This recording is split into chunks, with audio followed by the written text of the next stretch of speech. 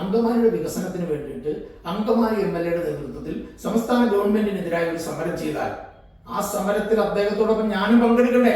കാരണം ഞാൻ അങ്കമാലിയെ സ്നേഹിക്കുന്ന ഒരാളാണെന്നുണ്ടെങ്കിൽ അതിനൊരു അവസരം തന്നിട്ടില്ല.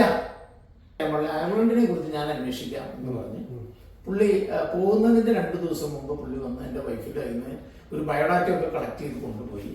അങ്കമാലിയിലെ ഈ സാമ്പത്തിക അഭിവൃദ്ധിക്ക് 2000 ആണ്ട് മുതൽ 2009 ആണ്ട് വരെ ഞാൻ വലിയൊരു സംഭാവന ചെയ്തിട്ടുണ്ട്. ഞാൻ പറയുന്നത് 500-550 ആളുകൾ അയർലൻഡിലേക്ക് പോയത് എന്നിലൂടെയാണ്. കച്ചവടക്കാർ അങ്കമാലിയിലെ കച്ചവട സമൂഹം എന്ന് പറയുന്നത് 1700 കൂടുതൽ കച്ചവടക്കാര് അസോസിയേഷന്റെ രംഗത്ത് രജിസ്റ്റർ ചെയ്തിട്ടുള്ള ആളുകളുണ്ട്. അതിൻ്റെ അകത്തൊരു 20% ആളുകളെ അവരൊരു നിലനിൽപ്പിൽ, അതായത് വലിയ കുഴപ്പമില്ലാതെ പോകുന്നുള്ളൂ.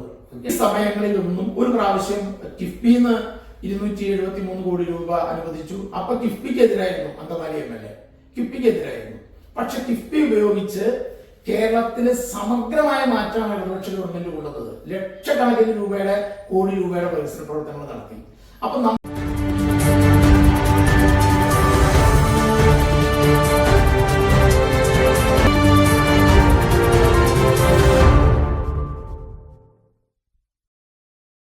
ഹായ് ഫ്രണ്ട്സ്, ജനവിചാരം ചാനലിലെ ഒരു പുതിയ എപ്പിസോഡിലേക്ക് എല്ലാവർക്കും സ്വാഗതം. ഇന്ന് നമുക്ക് ഗസ്റ്റായി കിട്ടിയിരിക്കുന്നത് ബെന്നി മുഞ്ഞേലി. ശ്രീ ബെന്നി മുഞ്ഞേലി അങ്കമാലിയിൽ 2016 ഇടതുപക്ഷ സ്വതന്ത്ര സ്ഥാനാർത്ഥിയായി മത്സരിച്ച അദ്ദേഹം നമ്മുടെ ഉണ്ട്. അദ്ദേഹം കടന്നു വന്ന വഴികൾ, അദ്ദേഹത്തിന്റെ ജീവിത ലക്ഷ്യങ്ങൾ, ഈ അങ്കമാലി പ്രദേശത്ത് അദ്ദേഹം ആഗ്രഹിക്കുന്ന വികസനങ്ങൾ എന്തൊക്കെയാണെന്ന് നമുക്ക് അതിൽ നിന്ന് ലഭിക്കും. ബെന്നി സർ, ജനവിചാര ചാനലിന്റെ ഇന്നത്തെ അതിഥിയായിട്ട് താങ്കളെ ഞാൻ സ്വാഗതം ചെയ്യുന്നു. ഒത്തിരി സന്തോഷമുണ്ട് താങ്കളെ പോലെ ഒരാളെ ഇങ്ങനെ ഇവിടെ വന്നിങ്ങനെ ഇന്റർവ്യൂ ചെയ്യാൻ സാധിക്കുന്നതിൽ. എനിക്ക് അതിയായ പുതിയൊരു മേഖലയിലേക്ക് ഞാനും ഒരു പുതിയൊരു മേഖലയിലേക്ക് കടന്നിരിക്കുകയാണ്. അപ്പോൾ ഞാനിങ്ങനെ ഈ എറണാകുളം ജില്ലയിലുള്ള എല്ലാ നിയമസഭാ സാമാജികരെയും അതേപോലെ തന്നെ ഈ പ്രാവശ്യം മത്സരിക്കാൻ പോകുന്നവരെയും അല്ലെങ്കിൽ മത്സരിക്കാൻ സാധ്യതയുള്ളവരെയും ഒക്കെ ഞാൻ ഇന്റർവ്യൂ ചെയ്തുകൊണ്ടിരിക്കുകയാണ്.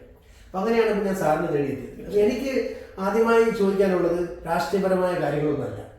കാരണം നമ്മളെല്ലാം സാധാരണ നിലയിൽ നിന്ന് വളർന്നു വന്ന വ്യക്തികളാണ്. സാറിന്റെ ആ ഒരു ജീവിതത്തിന്റെ ആ ഒരു വഴികൾ, ഒരു രാഷ്ട്രീയത്തിലേക്ക് എത്തുന്നതിന് മുമ്പുള്ള ആ ഒരു ജീവിത വഴികളെ കുറിച്ച് ഒന്ന് പറയാം. ഞാൻ അങ്കമാലിയിലെ മുഞ്ഞേലി ഫാമിലിയിൽ ജനിച്ച ഒരാളാണ്. എൻ്റെ അപ്പച്ചന് ഈ പാലിന്റെ ഇടപാടായിരുന്നു. പഴയ കാലത്ത് പറയും ചാപ്ര നടത്തിക്കൊണ്ടിരുന്ന ഒരാളാണ്. പക്ഷെ പുള്ളി അതൊന്നും പ്രത്യേകമായി നന്നായി ഗവനിച്ച് നടത്തിയ ഒരാളല്ല. അപ്പൊ അതുകൊണ്ട് ഭയങ്കര സാമ്പത്തികമായിട്ടുള്ള ബുദ്ധിമുട്ടും കാര്യങ്ങളൊക്കെ വന്നു. നിങ്ങൾ 3 മക്കളാണ്. ഞാൻ മൂത്തത്, എന്നെ താഴെ ഒരു സിസ്റ്റർ, എന്നെ താഴെ ഒരു അനിയൻ. അങ്ങനെയാണ്. എൻ്റെ അമ്മ ഒരു ചെറിയ കാലിന് സുഖമില്ലാതിരുന്ന ഒരാളാണ്. എൻ്റെ അപ്പച്ചൻ, എനിക്ക് 9 വയസ്സുള്ളപ്പോൾ എൻ്റെ അപ്പച്ചൻ മരിച്ചുപോയി. പിന്നെ എൻ്റെ അമ്മച്ചിയുടെ ഒരു കഷ്ടപ്പാടും പ്രയാസങ്ങളും പനമ്പ് നെയ്ത്തടക്കമുള്ള ചെറിയ കൈത്തൊഴിൽ കാര്യങ്ങളൊക്കെ ചെയ്ത് പശു ഒക്കെ ആയിട്ടാണ് ഞങ്ങളെ 3 പേരെ അമ്മ വളർത്തിയത്. അപ്പോൾ പഠിക്കാനും കാര്യങ്ങൾക്കൊക്കെ ചെറിയ പ്രയാസങ്ങളും കാര്യങ്ങളൊക്കെ ഞങ്ങൾക്ക് എല്ലാവർക്കും ഉണ്ടായിരുന്നു. അതുപോലെ തന്നെ എനിക്കും വിദ്യാഭ്യാസപരമായിട്ട് വലിയൊരു ഉയർച്ചയിലേക്കൊന്നും പോകാനായിട്ട് കഴിഞ്ഞില്ല. 10ാം ക്ലാസ് കഴിഞ്ഞു. അത് കഴിഞ്ഞ് പ്രീഡിഗ്രിക്ക് ഡീപോളിൽ അഡ്മിഷൻ എടുത്ത് കഴിയുമ്പോഴാണ് ഞാനും പയ്യെ നാട് വിട്ടു പോയി എന്തെങ്കിലും ചെയ്യണമെന്ന് ആഗ്രഹിച്ച് ഡൽഹിക്ക് പോയി. പക്ഷെ ഡൽഹിയിലെ ഒരു സാഹചര്യങ്ങൾ എനിക്കുമായി പൊരുത്തപ്പെടാൻ പറ്റാത്തതുകൊണ്ട് തിരിച്ചു വന്ന് പിന്നെ ഇവിടെ നാട്ടിലെ ചെറിയ പരിപാടികളും കാര്യങ്ങളും ഒക്കെ ആയിട്ട് നടന്നു. അപ്പൊ ആ നടത്തിയിൽ എനിക്ക് തോന്നിയൊരു കാര്യം, എന്നെ പോലെയുള്ള ഒരാള് സമൂഹത്തില് നമ്മൾ എന്തെങ്കിലുമൊക്കെ ഒരു സോഷ്യൽ ആക്ടിവിറ്റീസിലൂടെ അല്ലെങ്കിൽ ഒരു പൊതുപ്രവർത്തന രംഗത്തിലൂടെയൊക്കെയാണ് നമുക്കൊക്കെ എന്തെങ്കിലും സേവനം ഈ നാട്ടിൽ ചെയ്യാൻ പറ്റുള്ളൂ. അങ്ങനെയുള്ളൊരു തോന്നൽ എൻ്റെ മനസ്സിലുള്ളെടുക്കുകയും അങ്ങനെ 83-84 കാലഘട്ടങ്ങളിൽ കേരള കോൺഗ്രസ്സിൽ സജീവമായി പ്രവർത്തിക്കുകയൊക്കെ ചെയ്തു. അങ്ങനെ MV മാണി ഇവിടെ വന്നു, മത്സരിച്ചു, അദ്ദേഹം ജയിച്ചു. അദ്ദേഹത്തിന്റെ കൂടെയും കെ മോഹൻദാസ് മത്സരിക്കുന്ന സമയത്തൊക്കെ വളരെ സജീവമായി ഐക്യജനാധിപത്യങ്ങളുടെ കൂടെ പ്രവർത്തിച്ച് പോകുന്ന ഒരാളാണ്. അങ്ങനെ 95 മുനിസിപ്പൽ തെരഞ്ഞെടുപ്പിൽ അന്ന് കേരള കോൺഗ്രസ് ജേക്കബ് വിഭാഗം, അന്ന് മാണിയും ജേക്കബും തമ്മിലൊരു ഭിന്നിപ്പുണ്ടായി. ഞാൻ ജേക്കബ് വിഭാഗത്തിന്റെ കൂടെ നിന്നു. അന്ന് മത്സരിക്കാനായിട്ട് സീറ്റ് തരാമെന്ന് പറഞ്ഞു. സീറ്റ് സംസാരിച്ചു, കാര്യങ്ങൾ വന്നു. അന്നത്തെ സാഹചര്യത്തിൽ എനിക്ക് ആ സീറ്റ് തന്നില്ല. കാരണം അന്നത്തെ സാഹചര്യത്തിൽ ആ സീറ്റ് തന്നിരുന്നെങ്കിലൊക്കെ ഉറപ്പായിട്ടും അന്ന് നമ്മൾ ജയിച്ചേനെ. അപ്പം അങ്ങനെ നിൽക്കുമ്പോഴാണ് എനിക്ക് ഇടതുപക്ഷ ജനാധിപത്യ മുന്നണി നമ്മളെ സപ്പോർട്ട് ചെയ്യാമെന്നും അന്ന് ജനതാദൾ പാർട്ടിയിൽ മത്സരിക്കണം എന്ന് പറഞ്ഞ് ജോസ് തെറ്റയിലാണ് എന്നെ അതിൻ്റെ അകത്തേക്ക് ക്ഷണിക്കുന്നതും. അങ്ങനെ 95 ഞാൻ മത്സരിക്കുന്നു. അന്നത്തെ കെ ബാബു MLA സഹോദരനായിട്ടുള്ള കെ ഷാജി ആയിട്ടാണ് ഞാൻ മത്സരിച്ചത്. ആ സമയത്ത് അയാൾ 52 വോട്ടിന് അദ്ദേഹം ജയിക്കുന്നു. വളരെ പ്രയാസം നിറഞ്ഞ ഒരു ജീവിത സാഹചര്യത്തിലൂടെയാണ് ജീവിതം മുന്നോട്ട് കൊണ്ടുപോയത്. അങ്ങനെ പറഞ്ഞു. ഞാൻ റീന കിടങ്ങൂര്, ഞങ്ങൾ ലവ് മാരേജ് ആയിരുന്നു. അയാൾ നേഴ്സായിരുന്നു. ഞാൻ കല്യാണം കഴിച്ചു. ഞങ്ങൾക്ക് 2 മക്കള് ഉണ്ടായി. സാമ്പത്തികമായിട്ട് പ്രതിസന്ധിയിലൂടെ തന്നെ കടന്നു പോകുന്നു. എന്നോടൊപ്പം തന്നെ ആ പ്രതിസന്ധി ഒക്കെ അനുഭവിച്ച് എൻ്റെ ഭാര്യ, എൻ്റെ മക്കളും എൻ്റെ അമ്മയും ഉണ്ടായിരുന്നു. അനിയൻ ദുബായിക്ക് പോയി, പെങ്ങളുടെ കല്യാണം കഴിഞ്ഞ് പോയി. അങ്ങനെയൊക്കെ അങ്ങനെ നിൽക്കുമ്പോഴാണ് എൻ്റെ ഒരു സഹോദരൻ, എൻ്റെ ഒരു സഹോദര സുഹൃത്ത്, എന്നോടൊപ്പം പഠിച്ച ഒരാളാണ്. കേരള കോൺഗ്രസിൽ ഉണ്ടായ സമയത്ത് ഞങ്ങളൊക്കെ ഒരുമിച്ച് പ്രവർത്തിക്കുകയും ചെയ്തിട്ടുണ്ട്. Father Paul Thettayil. ഇന്ന് അദ്ദേഹം അയർലൻഡിലാണ്. അപ്പൊ അദ്ദേഹത്തിന്റെ 2000 ആണ്ടിൽ അദ്ദേഹം നാട്ടിൽ വിസിറ്റിന് വന്നു കഴിഞ്ഞപ്പോൾ എന്നെ എല്ലാ പ്രാവശ്യം വരുമ്പോൾ കാണാറുണ്ട്. കാരണം പഴയ സുഹൃത്തുക്കളെ എന്നെ കാണാനൊക്കെ ആയിട്ട് ഞങ്ങൾ ഒരുമിച്ച് പോകാറുണ്ട്. വന്നപ്പോൾ അദ്ദേഹം പറഞ്ഞു, എന്താ വിശേഷം എന്ന് ചോദിച്ചപ്പോൾ നമ്മൾ സാമ്പത്തികമായ വളരെ വളരെ വളരെ പ്രതിസന്ധി, അത്രയും പ്രതിസന്ധിയായിരുന്നു. അങ്ങനെ നിൽക്കുന്ന സമയത്ത് ഞാൻ പുള്ളിയോട് ചോദിച്ചു, ക്രിസ്തു ജയന്തിയൊക്കെ പ്രമാണിച്ച് കുറെ ആളുകളെ വിദേശത്തേക്ക് കൊണ്ടുപോകുന്നുണ്ടല്ലോ എന്നുള്ളൊരു സംശയം പുള്ളിയോട് പറഞ്ഞു. അപ്പോൾ പുള്ളി പറഞ്ഞു, ഞാൻ ചോദിച്ചു സ്വിറ്റ്സർലൻഡിലൊക്കെ ഭയങ്കര നഴ്സുമാർക്ക് വേക്കൻസി ഉണ്ടെന്നാണല്ലോ പറയണേന്ന്. അങ്ങനെ പറഞ്ഞു കഴിഞ്ഞപ്പോൾ പുള്ളി പറഞ്ഞു, സ്വിറ്റ്സർലൻഡ് എനിക്കറിയാൻ പാടില്ല, അയർലൻഡിനെ കുറിച്ച് ഞാൻ അന്വേഷിക്കാം എന്ന് പറഞ്ഞു. പുള്ളി പോകുന്നതിന്റെ 2 ദിവസം മുമ്പ് പുള്ളി വന്ന് എൻ്റെ വൈഫിൻ്റെ കയ്യിൽ നിന്ന് ഒരു ബയോഡാറ്റ ഒക്കെ കളക്ട് ചെയ്ത് കൊണ്ടുപോയി. അയാൾ ഞായറാഴ്ച കുർബാന കഴിഞ്ഞ് അവിടെ പുറത്ത് ആളുകളെ വിസിറ്റ് ചെയ്യുന്ന രീതിയാണ് അച്ഛന്മാർക്കുള്ളത്, യൂറോപ്പിലും അമേരിക്കയിലൊക്കെ. അങ്ങനെ വിസിറ്റ് ചെയ്തപ്പോൾ ഒരു നേഴ്സിനെ പുള്ളിക്ക് അറിയാമായിരുന്നു, കണ്ടു, അവരുമായിട്ട് സംസാരിച്ചു. അങ്ങനെ അവര് ഐറിഷ് നേഴ്സിംഗ് കൗൺസിലിൽ എൻ്റെ ഭാര്യയുടെ ആപ്ലിക്കേഷൻ ഫോർവേഡ് ചെയ്ത് കാര്യങ്ങൾ ചെയ്തു. പിന്നെ അതിന്റെ രജിസ്ട്രേഷൻ കാര്യങ്ങളൊക്കെ നമുക്ക് കൂടുതൽ പെട്ടെന്ന് എടുക്കാൻ പറ്റി. അങ്ങനെ 2001 എൻ്റെ ഭാര്യ അയർലൻഡിന് പോയി. 2000 എൻ്റെ ഭാര്യ അയർലൻഡിന് പോയി. 2001 ഞാനും എൻ്റെ 2 മക്കളും, അന്ന് എനിക്ക് 2 മക്കളുള്ള 2 പെൺമക്കള്, അവരും കൂടി അയർലൻഡിൽ പോയി. 10 കൊല്ലം അവിടെ ഞങ്ങള് നന്നായി ജോലി ചെയ്തു, നന്നായി കഷ്ടപ്പെട്ടു. അവിടെ വീട് വാങ്ങി. ഞാൻ ആ ഇൻ ബിറ്റ്വീനിൽ ഞാൻ അവിടെ ഒരു നഴ്സിംഗ് ഹോമിൽ ജോലി ചെയ്യുന്നുണ്ടായിരുന്നു. 10 കൊല്ലം അവിടെ ഇംഗ്ലീഷ് മാത്രം സംസാരിക്കുന്ന ഒരു രാജ്യമാണ്. അപ്പൊ ഞാൻ അത്ര വലിയ ഇംഗ്ലീഷ് പണ്ഡിതനൊന്നും ആയിരുന്നില്ല. ഞാൻ പറഞ്ഞു, എന്റെ വിദ്യാഭ്യാസം എനിക്ക് പ്രീഡിഗ്രി പോയി ചേരാനേ എനിക്ക് പറ്റുള്ളൂ, പ്രീഡിഗ്രി എനിക്ക് കംപ്ലീറ്റ് ചെയ്യാൻ പറ്റാതിരുന്നതാണ്. അപ്പൊ അങ്ങനെയൊക്കെ ആയിരുന്നെങ്കിലും ഞാൻ അവിടുത്തെ ലാംഗ്വേജും കാര്യങ്ങളും ഒക്കെ ആയിട്ട് പൊരുത്തപ്പെട്ടു. കാര്യങ്ങൾ നന്നായി ഡീൽ ചെയ്തു. എനിക്ക് കേരളത്തിൽ നിന്ന് ഒരു 10,200 നേഴ്സുമാരെ അയർലൻഡിൽ കൊണ്ടുപോകാനായിട്ടുള്ള ഒരു അവസരം ഉണ്ടായി. അവസരം ഞാൻ എന്നെ കുറിച്ച് മാത്രം ഓർത്തില്ല, നമ്മുടെ നാട്ടില് പ്രത്യേകിച്ച് നമ്മുടെ ഈ അങ്കമാലി പരിസരത്ത് നിന്ന് അന്നൊക്കെ പിള്ളേർ പറയും, അങ്കമാലിക്കാരുടെ ബയോഡാറ്റ മിനിച്ചേണ്ട കയ്യിലുണ്ടെങ്കിൽ വേറെ ആരുടെ ബയോഡാറ്റ തന്നിട്ടും കാര്യമില്ല, ചേട്ടാ അങ്കമാലിക്കാരെ കൊണ്ടുപോകുള്ളൂ. ഞാൻ അങ്കമാലിക്കാരെ നന്നായി കൊണ്ടുപോയിട്ടുണ്ട്. 500-ലധികം ആൾക്കാരെ ആ കാലത്ത് 2001 മുതൽ 2008 വരെയുള്ള കാലയളവിൽ ഏതാണ്ട് 500-ൽ കൂടുതൽ ആളുകളെ അങ്കമാലി ഈ നിയോജകമണ്ഡലത്തിന്റെ കോൺസ്റ്റിറ്റ്യൻസിന് മാത്രം അന്ന് നമുക്ക് ഉണ്ടാകാൻ കഴിഞ്ഞിട്ടുണ്ട്. അപ്പൊ അതിൻ്റെ അകത്തുനിന്ന് നമുക്ക് ചെറിയ വരുമാനം എനിക്ക് അത് മുഖാന്തരം എനിക്ക് ഉണ്ടായിട്ടുണ്ട്. വരുമാനം നമ്മൾ ഈ നാട്ടില് അല്പസ്വല്പം സ്ഥലം, എന്റെ അപ്പാപ്പന്റെ പേരിൽ 9.5 ഏക്കർ ഭൂമി ഉണ്ടായിരുന്നു. എന്റെ അപ്പച്ചൻ മരിക്കുമ്പോ ആകെ 2.5 സെന്റ് സ്ഥലമാണ്. അപ്പൊ അത്രയും ദയനീയമായ ഒരു സാഹചര്യത്തിൽ നിന്ന് ഞാൻ ജീവിതം തുടങ്ങിയതാണ്. അപ്പൊ അത് എന്റെ മനസ്സിൽ എനിക്ക് കുറച്ചും കൂടി കാര്യങ്ങൾ ചെയ്യണമെന്നുണ്ടാവുകയും നമ്മുടെ സുഹൃത്തുക്കളൊക്കെ സഹായിക്കുക. അങ്ങനെ നമ്മുടെ ഈ അങ്കമാലി പരിസരത്തൊക്കെ നമ്മൾ അല്പസ്വല്പം ഭൂമിയൊക്കെ വാങ്ങിച്ച് നമ്മൾ രജിസ്റ്റർ ചെയ്തിട്ടു. ഒന്നും നമ്മൾ റിയൽ എസ്റ്റേറ്റ് നടത്തിയില്ല. നമ്മളതൊക്കെ വാങ്ങി നമ്മുടെ ആധാരം ചെയ്തു, നമ്മുടെ കയ്യിൽ തന്നെ ഇട്ടു. ഇപ്പോഴും പല ഭൂമികളും എൻ്റെ കയ്യിലുണ്ട്. കാലത്തിന്റെ മാറ്റത്തിൽ അങ്കമാലിയിൽ വലിയ ഒരു സാമ്പത്തികമായ വളർച്ച വലുതായിട്ടുണ്ട്. അപ്പൊ എനിക്ക് അതിൻ്റെ അകത്ത് അഭിമാനിക്കാവുന്ന ഒരു കാര്യം എന്ന് പറയുന്നത്, എന്നെ സംബന്ധിച്ച് അങ്കമാലിയിലെ ഈ സാമ്പത്തിക അഭിവൃദ്ധിക്ക് 2000 ആണ്ട് മുതൽ 2009 ആണ്ട് വരെ ഞാൻ വലിയൊരു സംഭാവന ചെയ്തിട്ടുണ്ട്. ഞാൻ വളരെ നല്ലതാണ്. കാരണം അങ്കമാലിയുടെ ഇന്നത്തെ പ്രതിസന്ധിക്ക് കാരണം, അങ്കമാലിയിൽ ഒരു കാലത്ത് ഞാൻ പറഞ്ഞല്ലോ, കോടിക്കണക്കിന് രൂപ പ്രതിമാസം വന്ന് വീണ് അതിന്റെ വികസനങ്ങൾ ഉണ്ടായിട്ടുള്ള ഒരു പട്ടണമാണ് അങ്കമാലി. അങ്കമാലി ആണെങ്കിലും കാലടി ആണെങ്കിലും ഒക്കെ അങ്ങനെ തന്നെയാണ്. ഇന്ന് അതിന്റെ ഒരു ഗതി എവരി ഡേ ബൈ ഡേ എന്ന് പറഞ്ഞ താഴേക്കാണ്. എല്ലാ കച്ചവടക്കാരും, അങ്കമാലിയിലെ കച്ചവട സമൂഹം എന്ന് പറയുന്നത് തന്നെ 1800-ൽ കൂടുതൽ കച്ചവടക്കാര് അസോസിയേഷന്റെ രംഗത്ത് രജിസ്റ്റർ ചെയ്തിട്ടുള്ള ആളുകളുണ്ട്. അതിൻ്റെ അകത്തൊരു 20% ആളുകളെ അവരൊരു നിലനിൽപ്പിൽ, അതായത് വലിയ കുഴപ്പമില്ലാതെ പോകുന്നുള്ളൂ. 80% ആളുകളും വലിയ വാടകയും കാര്യങ്ങളൊക്കെ കൊടുത്ത് വലിയ പ്രതിസന്ധിയിലാണ്. എങ്ങനെ ഒരു മുന്നോട്ട് പോകുന്നു എന്ന് ചോദിച്ചാൽ സത്യം പറഞ്ഞാൽ ആ സ്ഥാപനം അടച്ചു കഴിഞ്ഞാൽ കൊടുക്കാനുള്ള ആളുകൾ വീടുകൾ കയറുകയാണ്. ഇതിപ്പോ ഇവര് കടയിലേക്കേ വന്നെ, കാരണം കടയുടെ ഉടമസ്ഥൻ നേരെ കടയിലേക്ക് വരുന്നത് കൊണ്ട് മേടിക്കാനുള്ളവർ നേരെ കടയിൽ വരും. അപ്പൊ വീട്ടുകാർ വലിയ ഇത് അറിയുന്നില്ല, അല്ലെങ്കിൽ നാട്ടുകാർ അറിയുന്നില്ല. അത് എത്രത്തോളം കാലം കൊണ്ടുപോകാൻ പറ്റുമോ അത്രയും കാലം ഇങ്ങനെ നിരവധി ടെൻഷനുകൾ അനുഭവിച്ച് ഈ പാവം കച്ചവടക്കാർ മുന്നോട്ട് പോകാണ്. അതിലൊരു പ്രധാന കാരണം ഗതാഗത കുരുക്കാണ്. ഗതാഗത അത് ചെറിയൊരു അല്ല അല്ല അത് ഞാൻ പറയാം. ഗതാഗത കുരുക്ക് അങ്കമാലിയിൽ തുടങ്ങിയിട്ട് ഇന്നോ ഇന്നലെയോ തുടങ്ങിയതല്ല. ഇത് കാലങ്ങളായി, ഏതാണ്ട് ഒരു 20 വർഷമായി നമ്മുടെ ഈ ഗതാഗത കുരുക്ക് അങ്കമാലിയിൽ ഇത്രയും രൂക്ഷമായിട്ട്. കാരണം വാഹനങ്ങളുടെ എണ്ണം ഇപ്പൊ Angamaly sub RTO office KL 63 register ചെയ്തതിന് ശേഷം അങ്കമാലിയിൽ 10,000 വണ്ടികൾ രജിസ്റ്റർ ചെയ്തു കഴിഞ്ഞ 11 കൊല്ലം കൊണ്ട്.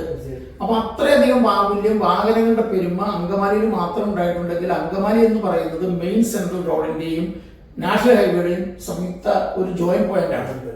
അപ്പൊ അതിനൊരു മാറ്റം വരുത്താൻ കഴിഞ്ഞ കുറച്ച് നാളുകളായിട്ട് നമ്മുടെ ജനപ്രതിനിധികൾ ആരും ഒന്നും ചെയ്തിട്ടില്ല. അതിനൊരു പ്രധാന കാരണം ഞാൻ പറയാം.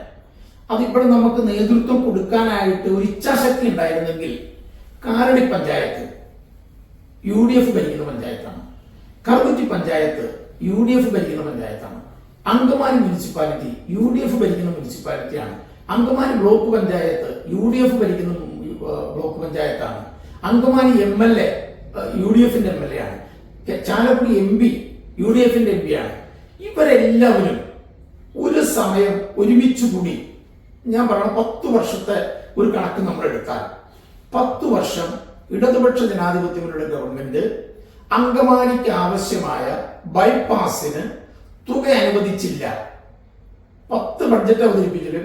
ഇപ്പോഴത്തെ നമ്മുടെ MLA കാലയളവിൽ 10 ബഡ്ജറ്റ് അദ്ദേഹം ഇരുന്ന സഭയിൽ അവതരിപ്പിച്ചു.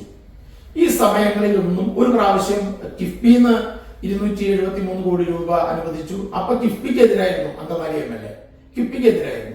പക്ഷെ കിഫ്ബി ഉപയോഗിച്ച് കേരളത്തില് സമഗ്രമായ മാറ്റമാണ് ഇടതുപക്ഷ ഗവൺമെന്റ് കൊണ്ടുവന്നത്. ലക്ഷക്കണക്കിന് കോടി രൂപയുടെ വികസന പ്രവർത്തനങ്ങൾ നടത്തി. അപ്പൊ നമ്മളൊരു ഗവൺമെന്റിനെ നമ്മൾ എതിർക്കുക, തീർച്ചയായിട്ടും പ്രതിപക്ഷം ഭരണപക്ഷ ഗവൺമെന്റിനെ എതിർക്കുക എന്ന് പറയുന്നത് സ്വാഭാവികമായ ഒരു കാര്യമാണ്. അതിൽ എനിക്ക് അഭിപ്രായ വ്യത്യാസമില്ല, സ്വാഭാവികമായിട്ട് ചെയ്യണം. എന്നാൽ എന്ത് ചെയ്യണം? അത് ഈ നാട്ടിലെ ജനങ്ങൾക്ക് വേണ്ടിയിട്ടുള്ള ഒരു എതിർപ്പാക്കി മാറ്റാനായിട്ട് അദ്ദേഹത്തിന് കഴിഞ്ഞിട്ടില്ല. അത് എവിടെ എന്ത് സംഭവിച്ചു എന്നുള്ള കാര്യം നമ്മൾ ഒന്ന് വിശകലനം ചെയ്യണം. അത് ഈ നാട്ടുകാരെ വിശകലനം ചെയ്യേണ്ട ഒരു കാര്യം. എന്നാൽ ഈ നാട്ടിലെ ജനങ്ങളെ സംഘടിപ്പിച്ചുകൊണ്ട് ഇനിയിപ്പോ LDFന് മാറി നിൽക്കാൻ കഴിയുമോ? അങ്കമാലിയുടെ വികസനത്തിന് വേണ്ടിയിട്ട് അങ്കമാലി MLAയുടെ നേതൃത്വത്തിൽ സംസ്ഥാന ഗവൺമെന്റിനെതിരായ ഒരു സമരം ചെയ്താൽ ആ സമരത്തിൽ അദ്ദേഹത്തോടൊപ്പം ഞാനും പങ്കെടുക്കണ്ടേ? കാരണം ഞാൻ അങ്കമാലിയെ സ്നേഹിക്കുന്ന ഒരാളാണെന്നുണ്ടെങ്കിൽ അതിനൊരു അവസരം തന്നിട്ടില്ല. അതിനൊരു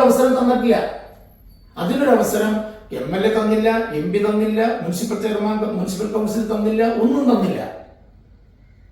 മനസ്സിലായോ? ഇനി ഞങ്ങളെ സംബന്ധിച്ച് എന്തുകൊണ്ട് നിങ്ങൾ അതിന് മുൻകൈ എടുത്തില്ല? ഞങ്ങളുടെ ഗവൺമെന്റിനെതിരായി പ്രതിപക്ഷ MLA പോലും സമരം ചെയ്യാത്തപ്പോ എത്രമാത്രം സമരം ഞങ്ങൾക്ക് ചെയ്യാൻ പറ്റും? മനസ്സിലായോ? ഇത് ഞങ്ങൾ ഒരു പൊതുപ്രവർത്തന രംഗത്ത് നിൽക്കുന്നതാണ്. പോരായ്മയാണ്. നാടിന്റെ വികസനത്തിന് അത്തരം കാര്യങ്ങളെ കുറിച്ച് ഒന്നും ചിന്തിക്കാതെ പക്ഷേ 2022-23 ബഡ്ജറ്റിൽ 273 കോടി രൂപ അനുവദിച്ചിട്ട് അതിന്റെ 1000 പൈസ ചെലവാക്കില്ല. 2021 തെരഞ്ഞെടുപ്പിന് മുൻപ് അങ്കമാലി ഫൊളോനപ്പള്ളിയുടെ പാരിഷ് ഹാളില് ഇപ്പോഴത്തെ MLA അങ്കമാലി ബൈപ്പാസിന് സ്ഥലം നഷ്ടപ്പെടുന്ന ആളുകളുടെ ഒരു യോഗം വിളിച്ചു. ഞാനടക്കം പോയിട്ടുണ്ടായിരുന്നു. കാരണം ബൈപ്പാസ് നമ്മുടെ ഒരു ഡ്രീം പദ്ധതിയാണ്. അതിനുവേണ്ടി പോയിട്ടുണ്ടായിരുന്നു.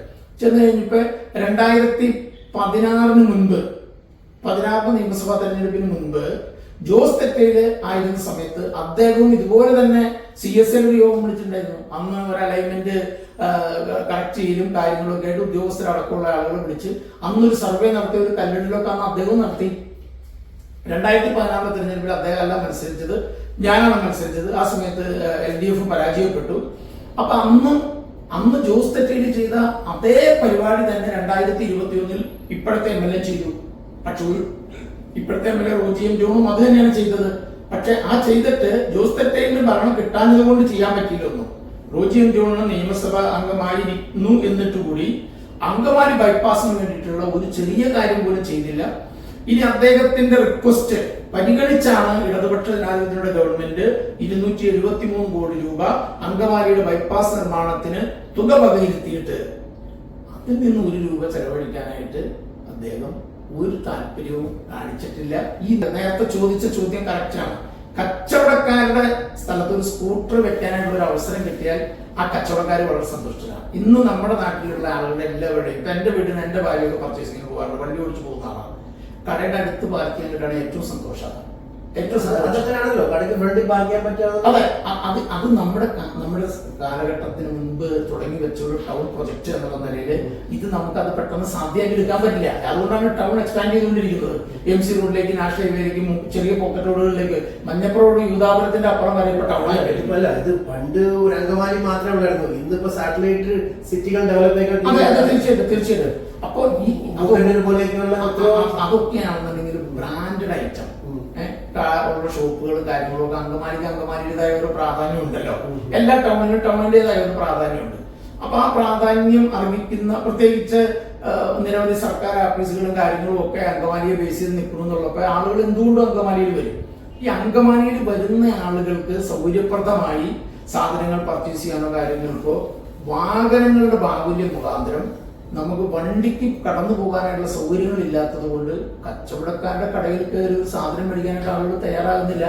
നമ്മുടെ ഇവിടുന്ന് വണ്ടി കൊണ്ടുപോയി ആലുവ നമ്മുടെ മെട്രോയുടെ അവിടെയും മെട്രോയുടെ അപ്പുറയൊക്കെ വണ്ടി ഇട്ടിട്ട് അവിടെ നിന്ന് മെട്രോയിൽ കയറി എറണാകുളം പോലുള്ള ടൗണിൽ പോയി സാധനങ്ങൾ മേടിച്ച് തിരിച്ച് വന്ന് കാറെടുത്ത് അങ്കമാലി വീട്ടിലേക്ക് പോകുന്ന ആളുകളാവും മനസ്സിലായി. അപ്പൊ അങ്കമാലിയിൽ കിട്ടുന്നതിനേക്കാൾ വില കൂടുതൽ കൊടുത്ത് അതിനേക്കാൾ സമയം ചെലവഴിച്ച് അതിനേക്കാൾ എല്ലാ തരത്തിലുള്ള എക്സ്പെൻസും സഹിച്ച് അവിടെ പോയി ആളുകൾ സാധനം മേടിച്ചിട്ടുണ്ട്. കാരണം നമ്മുടെ ഇവിടെ ഒരു പാർക്കിംഗ് ഫെസിലിറ്റിയോ അല്ലെങ്കിൽ മറ്റു കാര്യങ്ങളോ ഒന്നുമില്ല.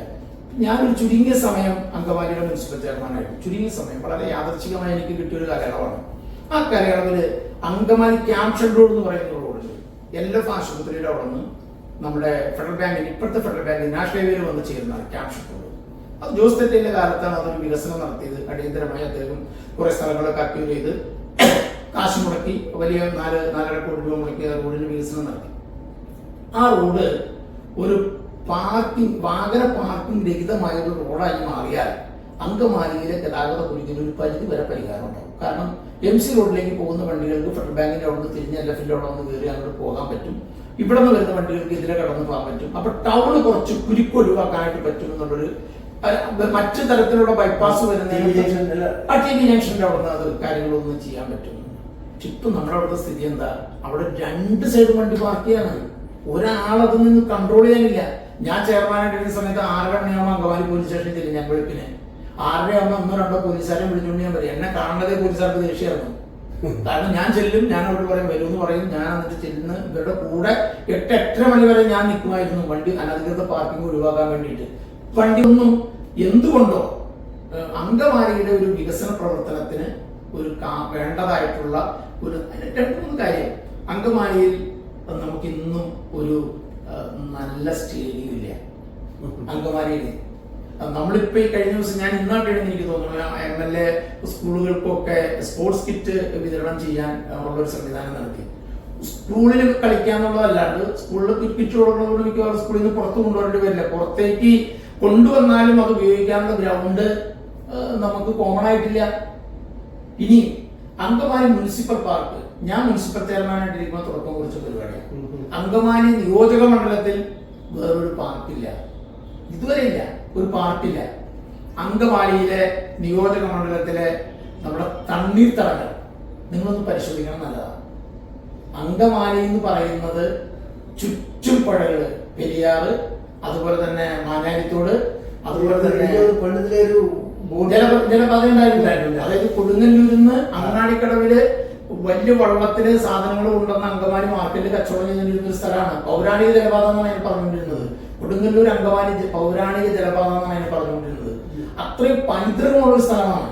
ഈ പൈതൃകമുള്ള ഈ ജലപാതകളൊന്നും നിന്നുപോയിട്ടില്ല. പക്ഷെ അത് മെയിൻ്റനൻസ് ഇതുവരെ നടത്തിയില്ല. അതിന്റെ അകത്ത് മണ്ണെടുക്കണം. പിന്നെ എയർപോർട്ട് വന്നതുമായി ബന്ധപ്പെട്ട് പെരിയാറിൽ നിന്നുള്ള ജലമൊഴുക്ക് നിന്നുപോയി.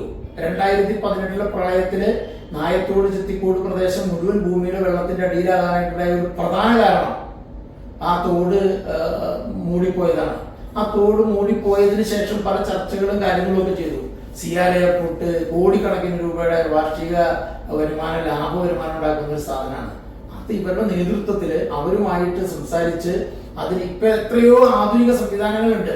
ഈ സംവിധാനങ്ങളിലൂടെ പെരിയാറിൽ നിന്ന് നമ്മുടെ നായത്തോട് തുറ മുതൽ നമ്മുടെ മൂന്നുതോട് വരെയും മൂന്നുതോട് വരെ എത്തുന്ന വെള്ളം വീണ്ടും മാഞ്ഞാലിത്തോടിലേക്ക് പോകുന്നത്. ആ മാഞ്ഞാലിത്തോടിലേക്ക് പോകുന്ന തരത്തിൽ ഇന്നും 15, 16, 18, 20, 30 മീറ്റർ വീതിയുള്ള സ്ഥലങ്ങളുണ്ട്. കൈ സ്ഥലങ്ങൾ പലരും അക്വയർ ചെയ്തിട്ടുണ്ടെന്നൊക്കെ പറയേണ്ടത് തോട്ടിലെ സ്ഥലങ്ങൾ തീർച്ചയായിട്ടും അക്വയർ ചെയ്തിട്ടുണ്ടാവും. കാരണം തോട്ടിൽ വെള്ളമില്ലാണ്ടായ കർഷകൻ കൃഷി ചെയ്യുന്നവൻ കുറച്ച് വാഴ വെക്കും, കുറച്ച് കപ്പ വെക്കും, കുറച്ച് ചേന വെക്കും. പിന്നെ അത് ഇങ്ങനെ ചെടി കാരോട്ട് കയറ്റിയിടും സ്വാഭാവികമാണ്. ഇനി ഞാൻ പറഞ്ഞു ഇപ്പോഴുള്ള സ്ഥിതി നിലനിർത്തിക്കൊണ്ട് ആ തോട് പുനരുദ്ധരിക്കാൻ തീരുമാനിച്ചാൽ തന്നെ ജലഗതാഗതം നടക്കുമെന്ന് ഞാൻ അവകാശപ്പെടില്ല. പക്ഷെ ഈ നാട്ടിലെ കുടിവെള്ളത്തിനും മറ്റു കാര്യങ്ങൾക്കോ യാതൊരു പ്രശ്നം ഉണ്ടാവില്ല. ആരോഗ്യം നിലനിർത്താനായിട്ട് ആളുകൾക്ക് പോയി പണ്ട് കുളിക്കാനായിട്ട് എനിക്ക് തോന്നുന്ന സുഹൃത്തൊക്കെ പണ്ട് തോട്ടിൽ പോയി കുളിച്ചിട്ടുണ്ടാവും. തീർച്ചയായും പുഴയിൽ പോയി മനസ്സിലായി. ആ പുഴയിൽ പോയി കുളിക്കാൻ കിട്ടുന്ന ഒരു അവസരം അത് ശുദ്ധജലം അല്ലാത്തതുകൊണ്ടാണ്. ശുദ്ധജലം ഒഴുകാത്ത വെള്ളങ്ങളാകുമ്പോൾ അഴുക്ക് ജലം അതിലേക്ക് തുറന്നു വിടാനായിട്ട് കച്ചവടക്കാരും ബിസിനസ്സുകാരും ഹോട്ടലുകാരും എല്ലാവരും ശ്രമിക്കും. ആ സമയത്ത് ശുദ്ധജലമാണ് ഒഴുകുന്നതെങ്കിലോ അതിന് നാളിതുവരെ ഒരു ചെറു വിരലനക്കാനായിട്ട് കഴിഞ്ഞ 10 വർഷം കൊണ്ട് നമുക്ക് സാധ്യമായി. അപ്പൊ നമുക്ക് അവസാനമായിട്ടുള്ള ഒരു ചോദ്യമാണ്. ഈ വർഷം LDF ഗവൺമെന്റ് 2 ടേം കഴിഞ്ഞ് നിൽക്കുകയാണ്. മൂന്നാമത്തെ ഒരു ടേമിലേക്കുള്ള ഒരു പരിശ്രമം തീർച്ചയായിട്ടും LDFന്റെ ഭാഗത്ത് നിന്ന് നല്ലൊരു പരിശ്രമം ഉണ്ടാവും. തീർച്ചയായിട്ടും. അതിൽ എത്ര ശതമാനം ഒരു വിജയസാധ്യത കാണുന്നു ഒരു മൂന്നാമത്തെ കാര്യം? ഞാൻ 110% വിജയസാധ്യത. LDF. അത് അതിനുള്ള കാരണങ്ങളോടെ പറയാം. തീർച്ചയായിട്ടും. ഒന്ന്, ജനപക്ഷത്ത് നിന്ന് പ്രവർത്തിച്ച ഒരു ഗവൺമെന്റാണ്. ജനപക്ഷത്ത് നിന്ന് പ്രവർത്തിച്ച ഒരു ഗവൺമെന്റാണ്. രണ്ടാമത്തെ ഒരു കാര്യം, ഒരു ലീഡർഷിപ്പ് ഉണ്ടായിരുന്നു. LDFന്റെ ഗവൺമെന്റിന് ഒരു ലീഡർഷിപ്പ് ഉണ്ട്. നമ്മുടെ ആളുകൾ പലരും പലതും പറയും. അയാൾ ബഹുമാനപ്പെട്ട മുഖ്യമന്ത്രി തന്റെ ഇടത്തോടു കൂടി അല്ലെങ്കിൽ അയാൾ ധിക്കാരപരമായിട്ട് അല്ലെങ്കിൽ ഏകാധിപത്യപരമായിട്ട് ഒക്കെ പറയുന്നത് വരുന്നു. UDFന്റെ ഭരണം കേരളത്തിൽ വന്നു വിചാരിക്കുക. മുഖ്യമന്ത്രി ഒരാളെ ഉണ്ടാവുള്ളൂ, സ്വാഭാവികമായിട്ട് അതിലേ പറ്റുള്ളൂ. പക്ഷെ ആ ഒരാളുടെ കൺട്രോളിൽ ഈ സംസ്ഥാനത്തിന് ഭരണം കൊണ്ടാൻ പറ്റുമോ? അധികാര കേന്ദ്രങ്ങൾ പലതുണ്ട്. അധികാര കേന്ദ്രങ്ങളുടെ ഒരു കെട്ടടിക്കലായിരിക്കുമല്ലോ. മൺമറഞ്ഞുപോയ ബഹുമാന്യനായ ഉമ്മൻചാണ്ടി സാറ് മുഖ്യമന്ത്രിയായിട്ട് ഭയങ്കര ജനകീയനായിരുന്നു. ഇതൊക്കെ ശരിയാണ്. പക്ഷെ അദ്ദേഹത്തിന് എന്തെങ്കിലും ഒരു കാര്യം സ്വതന്ത്രമായി എടുത്ത് ചെയ്യാനായിട്ട് അദ്ദേഹത്തിനെ കൊണ്ട് അനുവദിച്ചില്ല. അപ്പൊ അതുകൊണ്ട് തന്നെ ഒരു ദൃഢനിശ്ചയത്തോടു കൂടി ഒരു കാര്യദർശനത്തോടു കൂടി ഒരു കാര്യം ചെയ്യാൻ പ്രാപ്തമായ ഒരു ഗവൺമെന്റ് എന്ന് പറയുന്നത് ഇടതുപക്ഷത്തിന്റെ ഗവൺമെന്റാണ്. ഇടതുപക്ഷത്തിന്റെ ഗവൺമെന്റ് അധികാരത്തിൽ വന്നാൽ വീണ്ടും ഒരു സംശയം നമുക്ക് ആർക്കും വേണ്ട, സഖാവ് പിണറായി വിജയൻ തന്നെയായിരിക്കും കേരളത്തിന്റെ മുഖ്യമന്ത്രി. അയാൾ എത്ര കൊല്ലം മുഖ്യമന്ത്രിയായിട്ട് തുടരുമെന്നൊന്നും പറയാനായിട്ട് ഞാൻ ആളല്ല. പക്ഷെ അദ്ദേഹത്തിന്റെ നേതൃത്വത്തിൽ തുടങ്ങി വെച്ചിട്ടുള്ളതും ഇനിയും തുടങ്ങാനായിട്ടുള്ളതുമായ എല്ലാ കാര്യങ്ങളും അതിനൊരു ഉത്തമ ഉദാഹരണമാണ് മുണ്ടക്കൈ ചൂരൽമല ടൗൺഷിപ്പിന്റെ പ്രവർത്തനം. അത് ഞാൻ പറയുന്നത് 300 ദിവസം കൊണ്ട് അത് പണി തീർക്കാൻ കഴിയുമെന്ന് പറയണമെന്നുണ്ടെങ്കിൽ വെറുതെ ഒന്ന് ആലോചിച്ച് നോക്കി. നിങ്ങൾ എത്രയോ രാജ്യങ്ങളിൽ പോയിട്ടുള്ള ആളാണ്. വേറൊരു സ്ഥലത്താണെങ്കിൽ ഇത്രയും സൗകര്യപ്രദമായ രീതിയിൽ അത് ചെയ്തു തീർക്കാൻ പറ്റില്ല. അപ്പൊ അതുകൊണ്ട് പിന്നെ ഒരു കാര്യം കൂടെ ഞാൻ പറയാം. 28 MLA-മാരുടെ ഭൂരിപക്ഷം 28 MLA-മാരുടെ ഭൂരിപക്ഷം.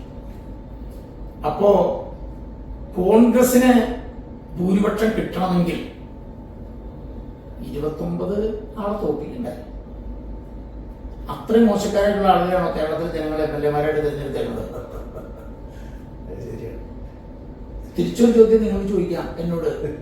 എന്താണെന്ന് വെച്ചിട്ടുണ്ടെങ്കിൽ അപ്പൊ എങ്ങനെയാണ് നിങ്ങൾ അങ്കമാലിയിലെ LDF ജയിക്കും എന്ന് ചോദിച്ചത്? അത്രയും മോശമായിട്ടുള്ള ഒരു MLA-നെയാണോ അങ്കമാലിയിലെ ജനങ്ങൾ തെരഞ്ഞെടുത്തത്? അതിനുള്ള മറുപടിയാണ് ഞാൻ ആദ്യം പറഞ്ഞത്.